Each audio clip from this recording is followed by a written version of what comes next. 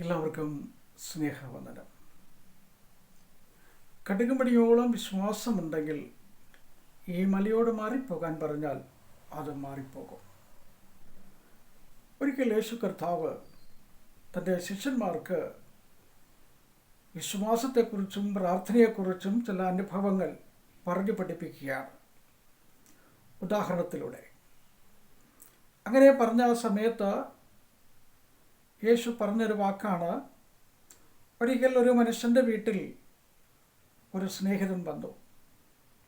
ആ സ്നേഹിതന് കൊടുക്കുവാൻ ഭക്ഷണമില്ലായിരുന്നു. അതുകൊണ്ട് അടുത്ത വീട്ടിൽ ചെന്ന് ഭക്ഷണം ചോദിക്കുന്നു. ആ സ്നേഹിതൻ പറഞ്ഞു, എനിക്ക് എഴുന്നേൽക്കാൻ കഴിയില്ല, എൻ്റെ കുഞ്ഞ് കൂടെ കിടക്കുകയാണ്. ആ സ്നേഹിതന് മനസ്സിലായി ഭക്ഷണമുണ്ട്.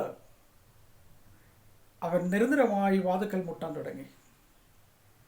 മുട്ട് സഹിക്കവയ്യാതെ വന്നപ്പോൾ എഴുന്നേറ്റ് വീണ്ടുവോളം ഭക്ഷണം കൊടുത്തു.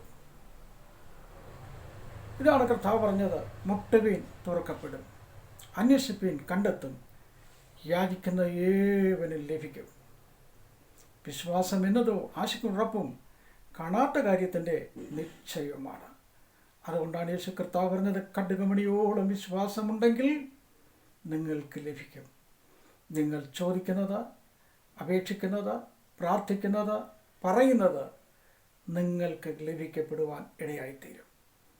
നിങ്ങളെല്ലാവരുടെയും ജീവിതത്തിൽ തളരാത്ത വിശ്വാസവും പതറാത്ത മനസ്സുമായി വിശ്വാസത്തിൻ്റെ നായകനും പൂർത്തി വരുത്തുന്ന യേശുവിനെ നോക്കിക്കൊണ്ട് ഈ മരുഭൂമിയിൽ നമുക്ക് യാത്ര ചെയ്യാം. അതിനായി ദൈവം നിങ്ങളെ ശക്തീകരിക്കട്ടെ. എൻ്റെ പേര് ബേബി ജോൺ.